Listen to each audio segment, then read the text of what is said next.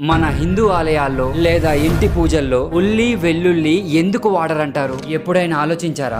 ఒకటి, ఉల్లి వెల్లుల్లి రజో మరియు తామసం అన్న ఆయుర్వేద వర్గంలోకి వస్తాయి. ఇవి కోపం, అనారోగ్యం, అలాగే మనసు తలతికమించే భావనల్ని పెంచుతాయంట. అదే పురాణాల ప్రకారం చూసుకుంటే సముద్ర మదనం సమయంలో స్వర్భాను అనే రాక్షసుడు అమృతం తాగి శిరస్త్రాణం కోల్పోతాడు. అంటే శ్రీ మహావిష్ణువు అసురుడి తల ముండాన్ని సెపరేట్ చేసేస్తాడు. ఆ అసురుడినే రాహుకేతువుల పిలుచుకుంటాం. సో అలా శ్రీ మహావిష్ణువు సెపరేట్ చేసే క్రమంలో వాళ్ళ రక్తపు చుక్కలు నేలపై పడినప్పుడు అవే ఉల్లి వెల్లుల్లిగా మారాయంట. అందుకే ఇవి దేవుడికి నివేదించరు. అంటే ఇవేవో మానవ శరీరానికి హాని కలిగిస్తాయని కాదు, కానీ ఆధ్యాత్మిక శుద్ధికి మాత్రం వ్యతిరేకంగా ఉంటాయి. జైనులు, బౌద్ధులు అయితే అసలు ఈ మొక్కలనే వాడరు. ఎందుకంటే అవి భూమిలో ఉంటాయి కదా, సో వాటిని పీకేటప్పుడు జీవుల హాని అవుతుందంట. అంటే వాటికి కూడా జీవం ఉంటుంది అని నమ్ముతారు. మరి మీరు ఎప్పుడైనా ఇవి ఆలయాల్లో లేదా పూజల్లో వాడడం చూసారా? కామెంట్ చేయండి.